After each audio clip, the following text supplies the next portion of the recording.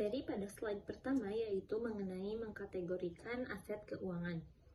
Pengertian dari aset keuangan adalah menurut International Financial Reporting Standards atau IFRS, aset keuangan memiliki beberapa definisi. Yang pertama yaitu uang tunai atau setara dengan uang tunai, yang kedua instrumen ekuitas lembaga lain, yang ketiga hak kontrak untuk menerima uang tunai atau aset keuangan lainnya dari lembaga lain atau bertukar aset keuangan atau kewajiban keuangan dengan lembaga lain sesuai syarat yang bisa menguntungkan lembaga tersebut. Selanjutnya, kontrak yang melibatkan instrumen ekuitas lembaga, baik berupa non-derivatif yang mewajibkan penerimaan instrumen ekuitas maupun derivatif yang diselesaikan tanpa pertukaran uang tunai atau aset keuangan dengan jumlah tetap. Contoh-contoh aset keuangan dan peranan dari perusahaan dalam aset keuangan tersebut. Yang pertama yaitu aset kredit atau tagihan terhadap peminjam. Misalnya, bank memberikan kredit kepada nasabah. Itu contohnya Tuan X meminjam uang dari Bank A. Yang kedua yaitu obligasi atau bonds, yaitu surat utang yang diterbitkan oleh pemerintah atau perusahaan dengan pembayaran kupon berkala dan pengembalian pokok pada jatuh tempo. Yang terakhir yaitu obligasi pemerintah atau SUN. Surat utang negara dijamin oleh pemerintah dengan arus kas berupa kupon berkala dan pokok pinjaman saat jatuh tempo. Yang keempat yaitu obligasi syariah atau sukuk. Surat utang berbasis syariah tanpa bunga atau riba memberikan imbal hasil berupa bagi hasil, margin atau sewa. Yang kelima yaitu obligasi perusahaan atau corporate bonds, yaitu surat utang yang diterbitkan perusahaan dengan pembayaran bunga dan pengembalian pokok pada jatuh tempo. Dan yang keenam itu ada saham biasa atau penyertaan modal di perusahaan yang memberikan hak atas dividen dan bagian aset jika perusahaan dilikuidasi. Slide selanjutnya yaitu peran aset keuangan. Peran aset keuangan itu bisa sebagai media untuk intermediasi antara pihak yang membutuhkan dana. Aset keuangan dapat mengalihkan dana dari pihak yang kelebihan dana kepada pihak yang membutuhkan dana. Dan juga peran aset keuangan bisa sebagai media untuk membagi risiko aset. Aset keuangan mampu membagikan risiko arus kas dari aset fisik yang tak terhindarkan. Selanjutnya yaitu non-marketable financial assets. Pengertian dari non-marketable financial assets atau aset finansial yang tidak diperdagangkan yaitu bentuk investasi yang paling sederhana karena investasi tersebut hampir dimiliki setiap orang. Karakteristik yang berbeda dari aset ini adalah adanya transaksi yang bersifat personal antara pemilik investasi dan penerbit investasi. Jenis investasi ini merupakan instrumen dalam mencapai tingkat likuiditas tertentu, di mana likuiditas sendiri merupakan tingkat kemudahan dan seberapa cepat sebuah aset untuk dikonversikan menjadi kas. Non-marketable financial assets terdiri dari yang pertama itu ada savings account, yang kedua itu ada non-negotiable certificates of deposit, yang ketiga itu ada money market deposit account, dan yang terakhir ada US government saving bonds. Yang selanjutnya yaitu money market securities. Pengertian dari money market yaitu pasar uang adalah mekanisme untuk jual beli sekuritas keuangan atau peminjaman dana dengan bunga tertentu. Pasar ini muncul dari interaksi permintaan dan penawaran dana atau surat berharga. Karakteristiknya yaitu jangka pendek, transaksi berlangsung 1 hari hingga maksimal 1 tahun. Lebih dari itu, masuk kategori pasar hutang. Yang selanjutnya yaitu jenis transaksi dilakukan langsung atau melalui broker. Selanjutnya yaitu jenis mata uang, terbagi menjadi pasar domestik dan pasar valuta asing. Pasar uang menjadi sarana penting untuk pemenuhan kebutuhan likuiditas dalam waktu yang singkat. Secara umum, berikut ini fungsi serta manfaat dari keberadaan pasar uang. Yang pertama, bagi perusahaan yang membutuhkan sejumlah dana untuk ekspansi, keberadaan pasar satu ini bisa berfungsi sebagai sumber pembiayaan. Yang kedua, bagi investor asing yang ingin menanamkan modal di Indonesia, Pasar uang bisa menjadi fasilitator serta mediator dalam menyalurkan pinjaman jangka pendek. Selanjutnya yaitu tempat perdagangan surat-surat berharga dengan waktu jangka pendek. Dan yang terakhir ialah sarana untuk menghimpun dana dari masyarakat lokal, sekaligus menjadi alat untuk menawarkan investasi berupa surat berharga, pasar uang, dan sertifikat Bank Indonesia kepada masyarakat. Selanjutnya yaitu resiko pasar uang. Resiko yang mungkin terjadi yaitu resiko gagal bayar. Hal ini terjadi ketika pihak yang mendapatkan modal dari Anda tak mampu melakukan pembayaran saat tagihan jatuh tempo. Yang kedua, resiko penanaman kembali merupakan resiko akibat mengalihkan investasi. Yang ketiga, resiko fundamental merupakan resiko yang disebabkan perubahan kebijakan pemerintah, moneter, fiskal, dan kondisi makroekonomi. Dan yang keempat, resiko pasar merupakan resiko yang terjadi akibat pergerakan nilai tukar, fluktuasi harga, dan suku bunga.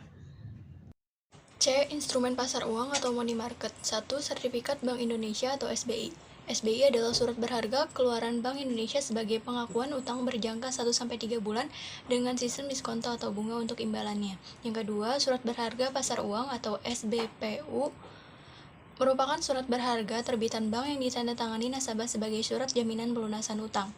Yang ketiga, call money atau call money biasanya digunakan saat bank ingin mengalihkan kelebihan uang jangka pendek yang sifatnya sementara. Adapun jangka waktu call money sangat pendek, biasanya berkisar hingga 7 hari. Yang keempat, sertifikat deposito.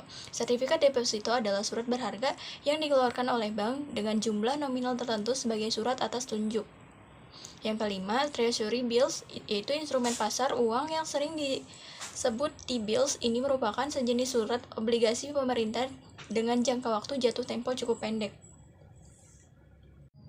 Tujuan pasar uang dari pihak yang membutuhkan dana yaitu untuk memenuhi kebutuhan jangka pendek, untuk memenuhi kebutuhan likuiditas, dan memenuhi kebutuhan modal kerja.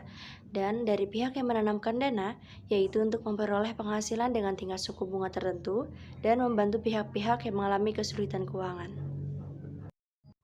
4. Fixed income securities. Pengertian fixed income securities adalah instrumen utang yang memberikan pembayaran bunga tetap atau kupon kepada investor secara berkala hingga jatuh tempo, di mana pokok investasi dikembalikan. Biasanya pembayaran bunga dilakukan setengah tahunan. Obligasi merupakan bentuk fixed income securities yang paling umum. Instrumen ini memiliki profit resiko rendah karena sering dijamin oleh lembaga keuangan atau pemerintah seperti di Amerika Serikat. Namun jenis investasi ini juga menawarkan tingkat pengembalian yang relatif rendah dibandingkan investasi lainnya. B.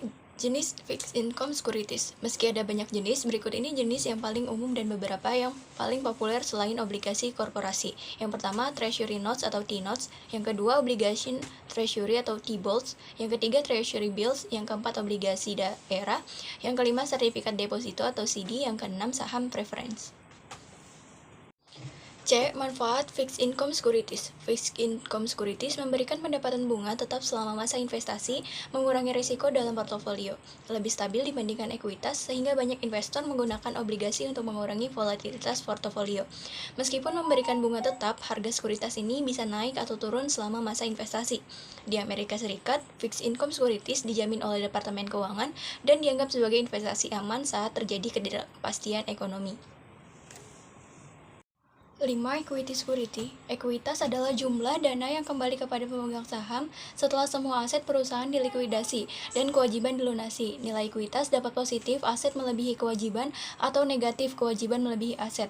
A. Definisi menurut ahli. Yang pertama, Skousen tahun 2004, ekuitas adalah hak milik residual dalam bentuk aktiva neto, total aset dikurangi kewajiban. Yang kedua, menurut PSAK tahun 2002, ekuitas adalah hak residual atas aktiva perusahaan setelah dikurangi semua kewajiban. B. Pengertian equity securities atau efek ekuitas merupakan kepemilikan yang dimiliki oleh pemegang saham dalam suatu entitas atau perusahaan kemitraan yang direalisasikan dalam bentuk saham yang mencakup saham biasa dan saham preference.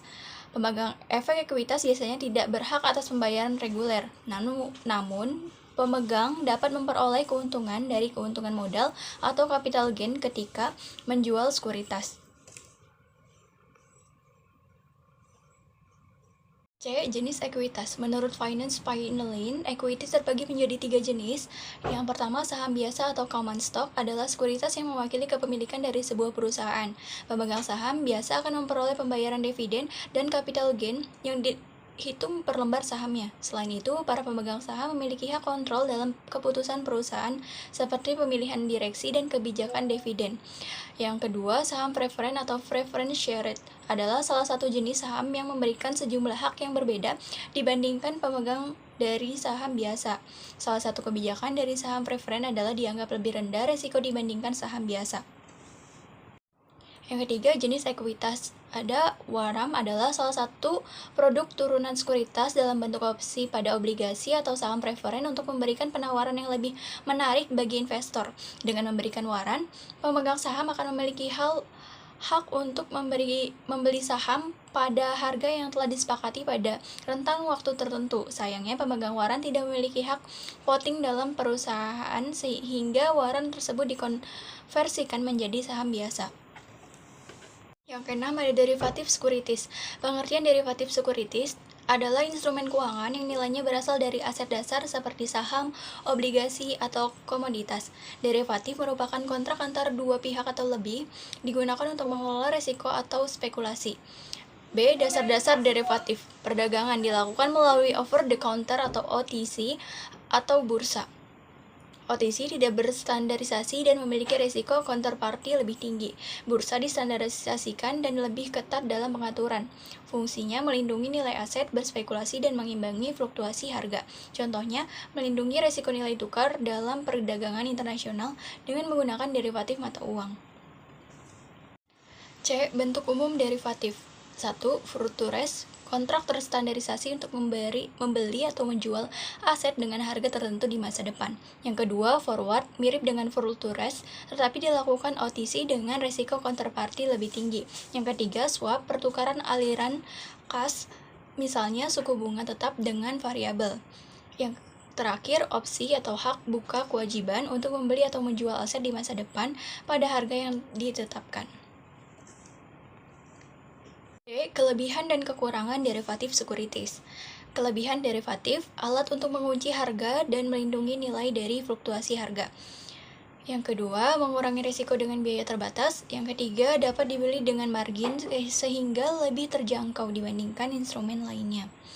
Kekurangan derivatif. Yang pertama, sulit dinilai karena bergantung pada aset dasar. Yang kedua, risiko OTC tinggi seperti gagal bayar. Yang ketiga, sensitif terhadap waktu kadaluarsa, suku bunga, dan biaya memegang aset dasar.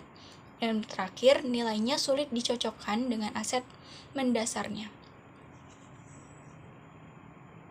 Sekian presentasi dari kelompok kami, kurang lebihnya mohon maaf. Wassalamualaikum warahmatullahi wabarakatuh.